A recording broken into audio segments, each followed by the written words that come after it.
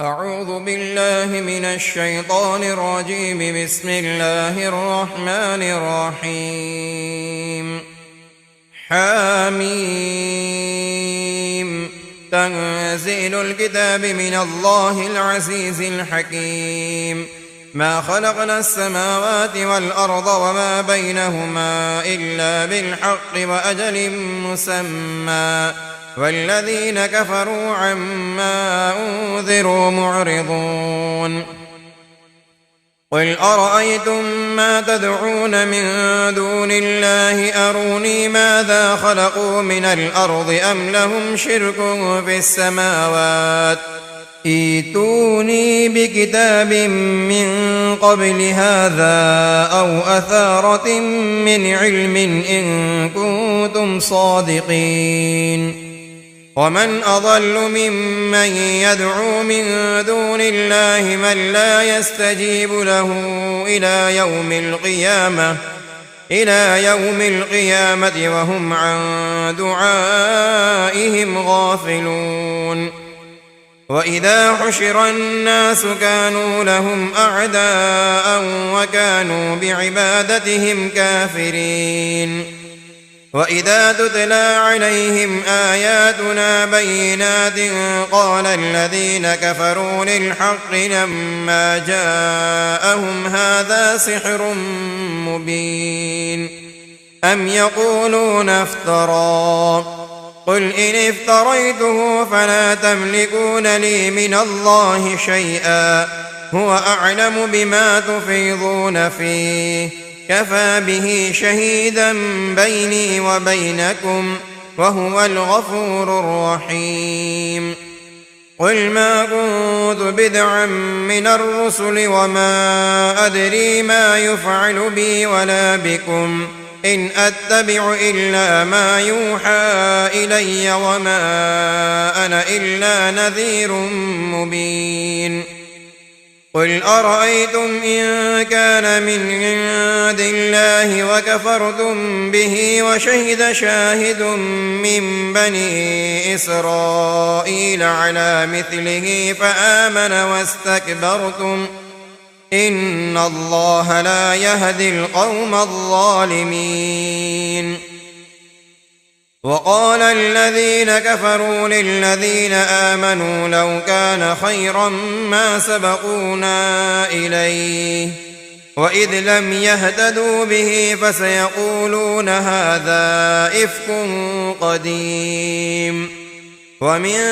قبله كتاب موسى إماما ورحمة وهذا كتاب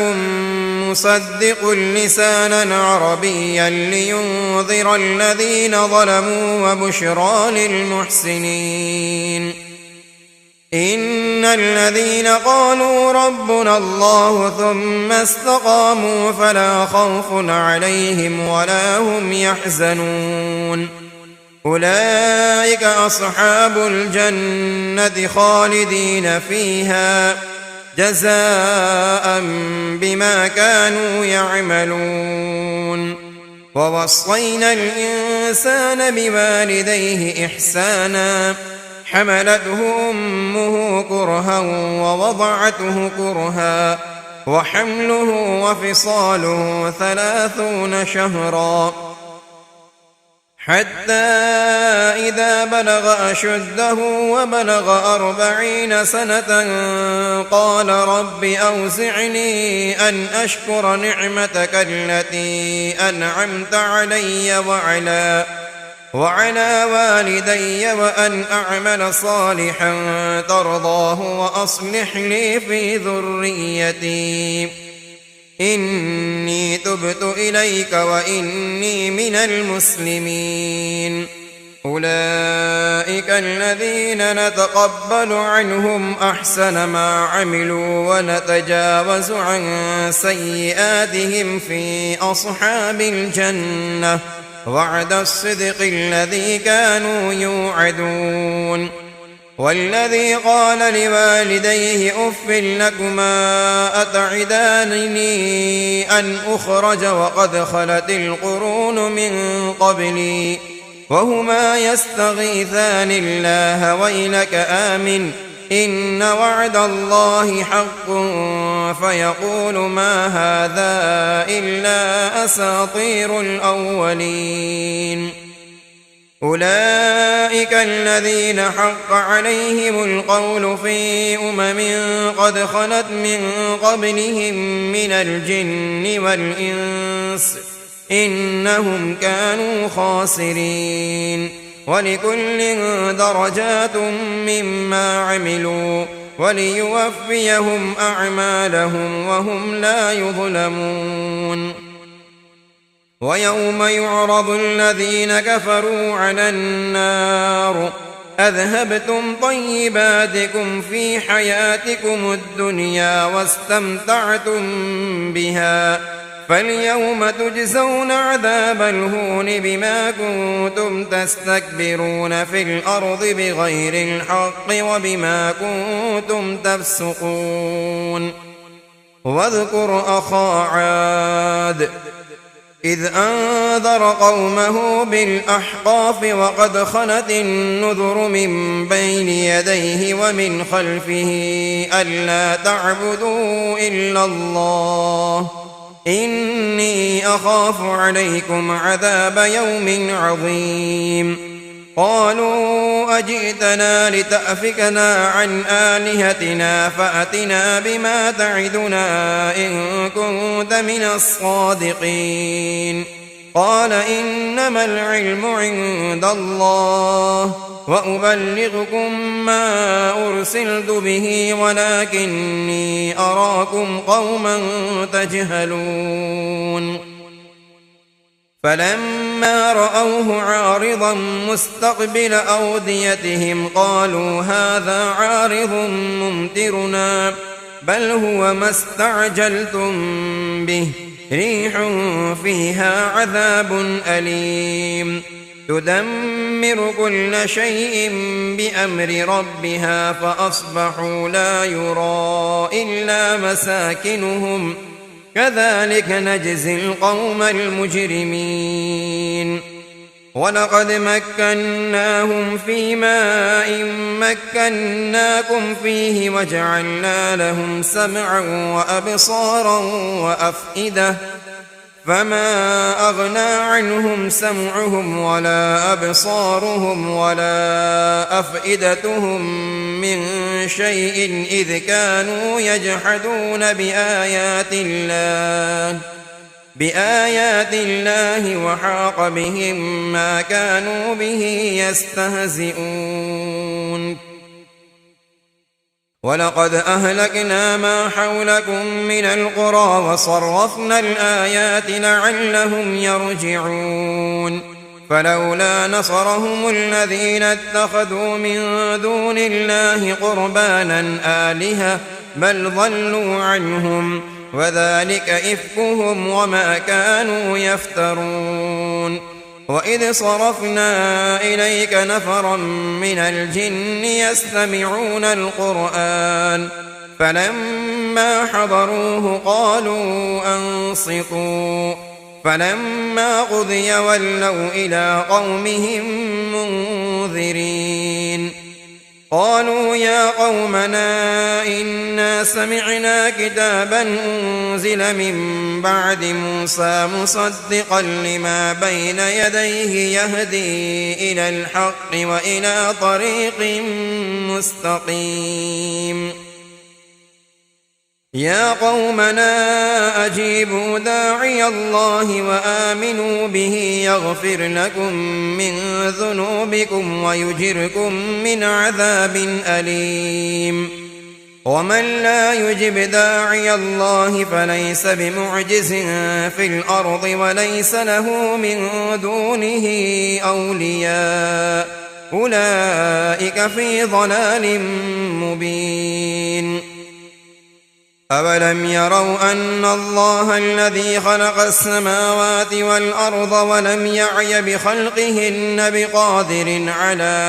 أن يحيي الموتى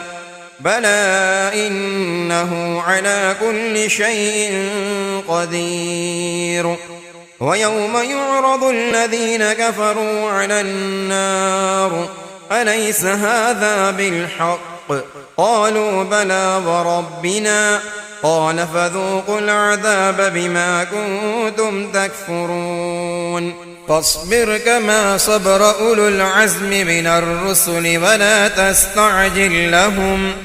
كأنهم يوم يرون ما يوعدون لم يلبثوا إلا ساعة من نهار بلاغ فهل يهلك إلا القوم الفاسقون بسم الله الرحمن الرحيم الذين كفروا وصدوا عن سبيل الله أضل أعمالهم والذين آمنوا وعملوا الصالحات وآمنوا بما نزل على محمد وهو الحق من ربهم كفر عنهم سيئاتهم وأصلح بالهم ذلك بأن الذين كفروا اتبعوا الباطل وأن الذين آمنوا اتبعوا الحق من ربهم كذلك يضرب الله للناس أمثالهم فإذا لقيتم الذين كفروا فضرب الرقاب حتى إذا أثخنتموهم فشدوا الوثاق فإما منا بعد وإما فداء حتى تضع الحرب أوزارها ذلك ولو يشاء الله لانتصر منهم ولكن ليبلو بعضكم ببعض والذين قتلوا في سبيل الله فلن يضل أعمالهم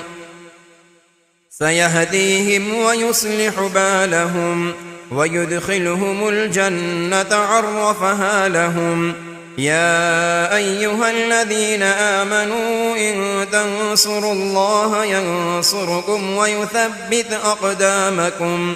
والذين كفروا فتعسا لهم وأضل أعمالهم ذلك بأنهم كرهوا ما أنزل الله فأحبط أعمالهم أفلم يسيروا في الأرض فينظروا كيف كان عاقبة الذين من قبلهم دمر الله عليهم وللكافرين أمثالها ذلك بأن الله مولى الذين آمنوا وأن الكافرين لا مولى لهم إن الله يدخل الذين آمنوا وعملوا الصالحات جنات تجري من تحتها الأنهار والذين كفروا يتمتعون ويأكلون كما تأكل الأنعام والنار مثوى لهم وكأين من قرية هي أشد قوة من قريتك التي أخرجتك أهلكناهم فلا ناصر لهم أفمن كان على بينة من ربه كمن زين له سوء عمله واتبعوا أهواءهم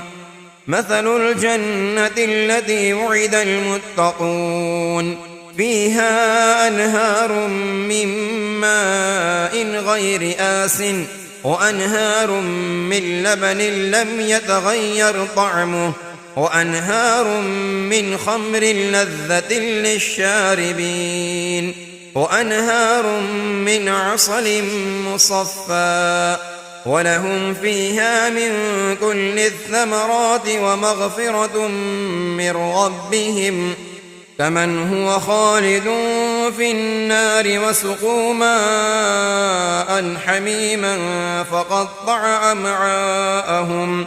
ومنهم من يستمع إليك حتى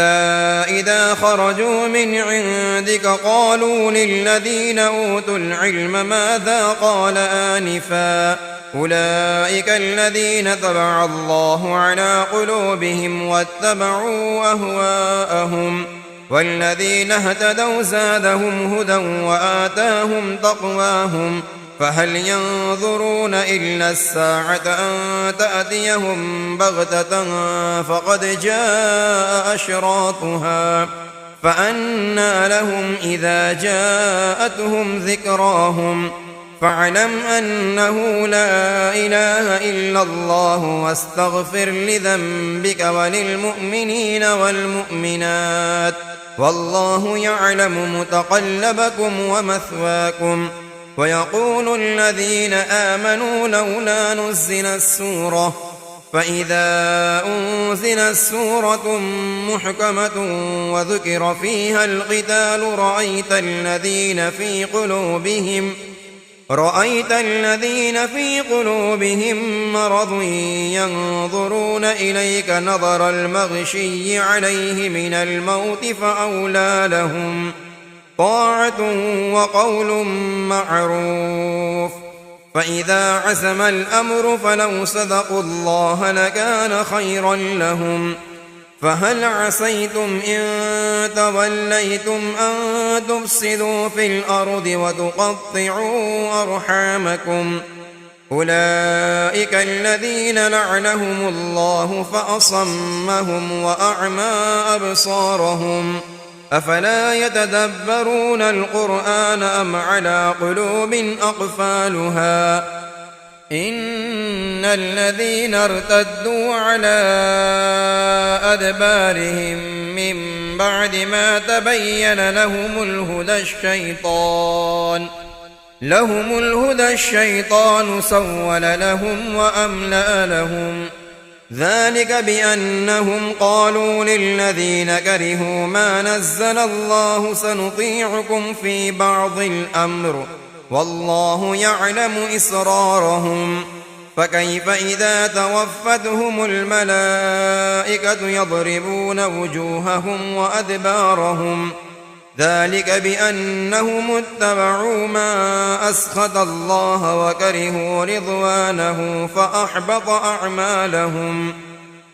أم حسب الذين في قلوبهم مرض أن لن يخرج الله أضغانهم ولو نشاء لأريناكهم فلعرفتهم بسيماهم ولتعرفنهم في لحن القول والله يعلم أعمالكم ولنبلونكم حتى نعلم المجاهدين منكم والصابرين ونبلو أخباركم إن الذين كفروا وصدوا عن سبيل الله وشاقوا الرسول من بعد ما تبين لهم الهدى لن يضروا الله شيئا وسيحبط أعمالهم. يا أيها الذين آمنوا أطيعوا الله وأطيعوا الرسول ولا تبطلوا أعمالكم إن الذين كفروا وصدوا عن سبيل الله ثم ماتوا وهم كفار فلن يغفر الله لهم. فلا تهنوا وتدعوا إلى السلم وأنتم الأعلون والله معكم ولن يتركم أعمالكم إنما الحياة الدنيا لعب ولهو وإن تؤمنوا وتتقوا يؤتكم أجوركم ولا يسألكم أموالكم إن يسألكموها فيحفكم تبخلوا ويخرج أضغانكم ها أنتم هؤلاء تدعون لتنفقوا في سبيل الله فمنكم من يبخل ومن يبخل فإنما يبخل عن نفسه والله الغني وأنتم الفقراء وإن تتولوا يستبدل قوما غيركم ثم لا يكونوا أمثالكم. بسم الله الرحمن الرحيم إنا فتحنا لك فتحا مبينا ليغفر لك الله ما تقدم من ذنبك وما تأخر ويتم نعمته عليك ويهديك صراطا مستقيما وينصرك الله نصرا عزيزا. هو الذي أنزل السكينة في قلوب المؤمنين ليزدادوا إيمانا مع إيمانهم ولله جنود السماوات والأرض وكان الله عليما حكيما. ليدخل المؤمنين والمؤمنات جنات تجري من تحتها الأنهار خالدين فيها ويكفر عنهم سيئاتهم وكان ذلك عند الله فوزا عظيما. ويعذب المنافقين والمنافقات والمشركين والمشركات الظانين بالله ظن السوء عليهم دائرة السوء وغضب الله عليهم ولعنهم وأعد لهم جهنم وساءت مصيرا. ولله جنود السماوات والأرض وكان الله عزيزا حكيما. إنا أرسلناك شاهدا ومبشرا ونذيرا لتؤمنوا بالله ورسوله وتعزروه وتوقروه وتسبحوه بكرة وأصيلا. إن الذين يبايعونك إنما يبايعون الله يد الله فوق أيديهم فمن نكث فإنما ينكث على نفسه ومن أوفى بما عاهد عليه الله فسيؤتيه أجرا عظيما. سيقول لك المخلفون من الأعراب شغلتنا أموالنا وأهلنا فاستغفر لنا يقولون بألسنتهم ما ليس في قلوبهم قل فمن يملك لكم من الله شيئا إن أراد بكم ضرا أو أراد بكم نفعا بل كان الله بما تعملون خبيرا. بل ظننتم أن لن ينقلب الرسول والمؤمنون إلى أهليهم أبدا وزين ذلك في قلوبكم وظننتم ظن السوء وكنتم قوما بورا. ومن لم يؤمن بالله ورسوله فإنا أعتدنا للكافرين سعيرا. ولله ملك السماوات والأرض يغفر لمن يشاء ويعذب من يشاء وكان الله غفورا رحيما. سيقول المخلفون إذا انطلقتم إلى مغانم لتأخذوها ذرونا نتبعكم يريدون أن يبدلوا كلام الله قل لن تتبعونا كذلكم قال الله من قبل فسيقولون بل تحسدوننا بل كانوا لا يفقهون إلا قليلا. قل للمخلفين من الأعراب ستدعون إلى قوم أولي بأس شديد تقاتلونهم أو يسلمون فإن تطيعوا يؤتكم الله أجرا حسنا وإن تتولوا كما توليتم من قبل يعذبكم عذابا أليما. ليس على الأعمى حرج ولا على الأعرض حرج ولا على المريض حرج ومن يطع الله ورسوله يدخله جنات تجري من تحتها الأنهار ومن يتول يعذبه عذابا أليما. لقد رضي الله عن المؤمنين إذ يبايعونك تحت الشجرة فعلم ما في قلوبهم فأنزل السكينة عليهم وأثابهم فتحا قريبا. ومغانم كثيرة يأخذونها وكان الله عزيزا حكيما وعدكم الله مغانم كثيرة تأخذونها فعجل لكم هذه وكف أيدي الناس عنكم ولتكون آية للمؤمنين ويهديكم صراطا مستقيما وأخرى لم تقدروا عليها قد أحاط الله بها وكان الله على كل شيء قديرا ولو قاتلكم الذين كفروا لولوا الأدبار ثم لا يجدون وليا ولا نصيرا سنة الله التي قد خلت من قبل ولن تجد لسنة الله تبديلا وهو الذي كف أيديهم عنكم وأيديكم عنهم ببطن مكة من بعد أن أظفركم عليهم وكان الله بما تعملون بصيرا هم الذين كفروا وصدوكم عن المسجد الحرام والهدي معكوفا أن يبلغ محله ولولا رجال مؤمنون ونساء مؤمنات لم تعلموهم أن تطؤوهم فتصيبكم منهم معرة بغير علم ليدخل الله في رحمته من يشاء لو تزيلوا لعذبنا الذين كفروا منهم عذابا أليما إذ جعل الذين كفروا في قلوبهم الحمية حمية الجاهلية فأنزل الله سكينته على رسوله وعلى المؤمنين وألزمهم كلمة التقوى وكانوا أحق بها وأهلها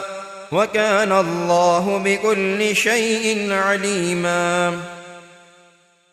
لقد صدق الله رسوله الرؤيا بالحق لتدخلن المسجد الحرام إن شاء الله آمنين محلقين رؤوسكم ومقصرين لا تخافون فعلم ما لم تعلموا فجعل من دون ذلك فتحا قريبا هو الذي أرسل رسوله بالهدى ودين الحق ليظهره على الدين كله وكفى بالله شهيدا محمد رسول الله والذين معه أشداء على الكفار رحماء بينهم تراهم ركعا سجدا يبتغون فضلا من الله ورضوانا سيماهم في وجوههم من أثر السجود ذلك مثلهم في التوراة ومثلهم في الإنجيل كزرع أخرج شطأه فآزره فاستغلظ فاستوى على سوقه يعجب الزراع ليغيظ بهم الكفار وعد الله الذين آمنوا وعملوا الصالحات منهم مغفرة وأجرا عظيما بسم الله الرحمن الرحيم يا أيها الذين آمنوا لا تقدموا بين يدي الله ورسوله واتقوا الله إن الله سميع عليم يا أيها الذين آمنوا لا ترفعوا أصواتكم فوق صوت النبي ولا تجهروا له بالقول كجهر بعضكم لبعض أن تحبط أعمالكم وأنتم لا تشعرون إن الذين يغضون أصواتهم عند رسول الله أولئك الذين امتحن الله قلوبهم للتقوى لهم مغفرة وأجر عظيم إن الذين ينادونك من وراء الحجرات أكثرهم لا يعقلون ولو أنهم صبروا حتى تخرج إليهم لكان خيرا لهم والله غفور رحيم يا أيها الذين آمنوا إن جاءكم فاسق بنبأ فتبينوا أن تصيبوا قوما بجهالة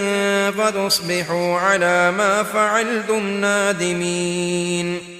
واعلموا أن فيكم رسول الله لو يطيعكم في كثير من الأمر لعنتم ولكن الله حبب إليكم الإيمان وزينه في قلوبكم وكره إليكم الكفر والفسوق والعصيان أولئك هم الراشدون فضلا من الله ونعمة والله عليم حكيم وإن طائفتان من المؤمنين اقتتلوا فأصلحوا بينهما فإن بغت إحداهما على الأخرى فقاتلوا التي تبغي حتى تفيء إلى أمر الله فإن فاءت فأصلحوا بينهما بالعدل وأقسطوا إن الله يحب المقسطين إنما المؤمنون إخوة فأصلحوا بين أخويكم واتقوا الله لعلكم ترحمون يا أيها الذين آمنوا لا يسخر قوم من قوم عسى أن يكونوا خيرا منهم ولا نساء من نساء عسى أن يكن خيرا منهن ولا تلمزوا أنفسكم ولا تنابزوا بالألقاب بئس الاسم الفسوق بعد الإيمان ومن لم يتب فأولئك هم الظالمون يا أيها الذين آمنوا اجتنبوا كثيرا من الظن إن بعض الظن إثم ولا تجسسوا ولا يغتب بعضكم بعضا أيحب أحدكم أن يأكل لحم أخيه ميتا فكرهتموه واتقوا الله إن الله تواب رحيم يا أيها الناس إنا خلقناكم من ذكر وأنثى وجعلناكم شعوبا وقبائل لتعارفوا إن أكرمكم عند الله أتقاكم إن الله عليم خبير قالت الأعراب آمنا قل لم تؤمنوا ولكن قولوا أسلمنا ولما يدخل الإيمان في قلوبكم وإن تطيعوا الله ورسوله لا يلتكم من أعمالكم شيئا إن الله غفور رحيم إنما المؤمنون الذين آمنوا بالله ورسوله ثم لم يرتابوا وجاهدوا بأموالهم وأنفسهم في سبيل الله أولئك هم الصادقون قل أتعلمون الله بدينكم والله يعلم ما في السماوات وما في الأرض والله بكل شيء عليم يمنون عليك أن أسلموا قل لا تمنوا علي إسلامكم بل الله يمن عليكم أن هداكم للإيمان إن كنتم صادقين إن الله يعلم غيب السماوات والأرض والله بصير بما تعملون بسم الله الرحمن الرحيم قاف والقرآن المجيد بل عجبوا أن جاءهم منذر منهم فقال الكافرون هذا شيء عجيب أإذا متنا وكنا ترابا ذلك رجع بعيد قد علمنا ما تنقص الأرض منهم وعندنا كتاب حفيظ بل كذبوا بالحق لما جاءهم فهم في أمر مريج أفلم ينظروا إلى السماء فوقهم كيف بنيناها وزيناها وما لها من فروج والأرض مددناها وألقينا فيها رواسي وأنبتنا فيها من كل زوج بهيج تبصرة وذكرى لكل عبد منيب ونزلنا من السماء ماء مباركا فأنبتنا به جنات وحب الحصيد والنخل باسقات لها طلع نضيد رزقا للعباد وأحيينا به بلدة ميتا كذلك الخروج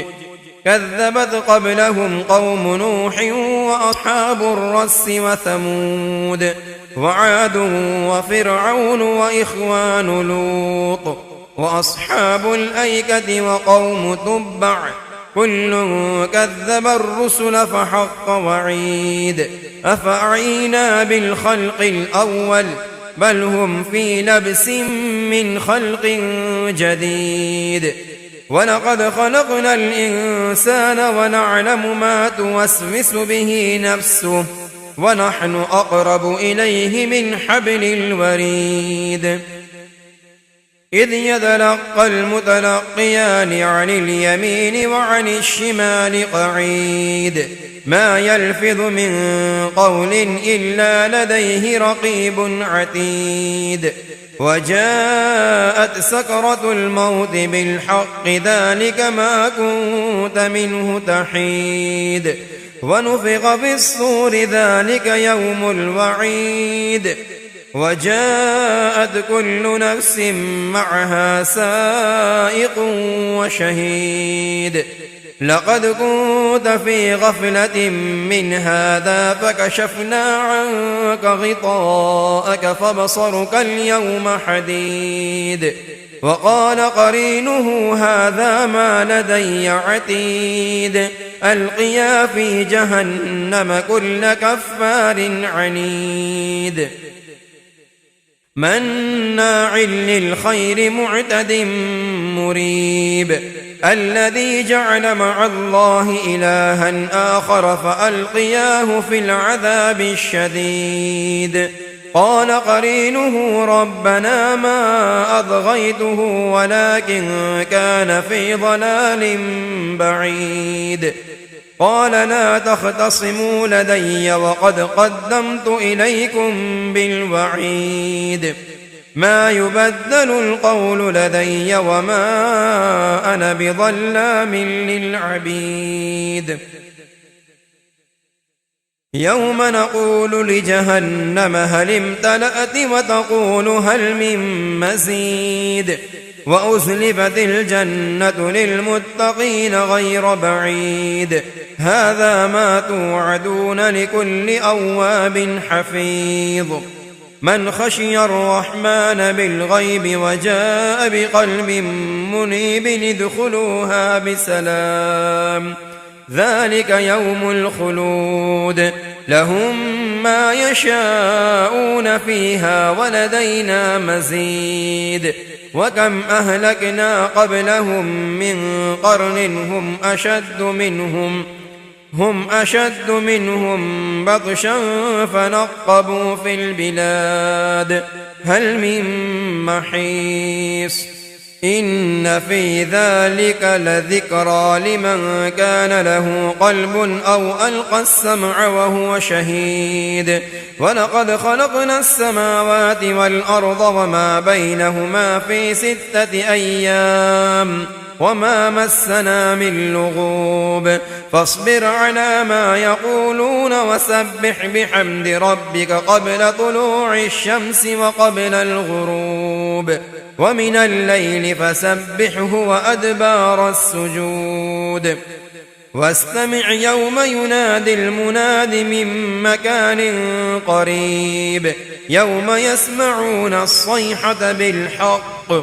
ذلك يوم الخروج إنا نحن نحيي ونميت وإلينا المصير يوم تشقق الأرض عنهم سراعا ذلك حشر علينا يسير نحن أعلم بما يقولون وما أنت عليهم بجبار فذكر بالقرآن من يخاف وعيد بسم الله الرحمن الرحيم والذاريات ذروا فالحاملات وقرا فالجاريات يسرا فالمقسمات أمرا إنما توعدون لصادق وإن الدين لواقع والسماء ذات الحبك إنكم لفي قول مختلف يؤفك عنه من أفك قتل الخراصون الذين هم في غمرة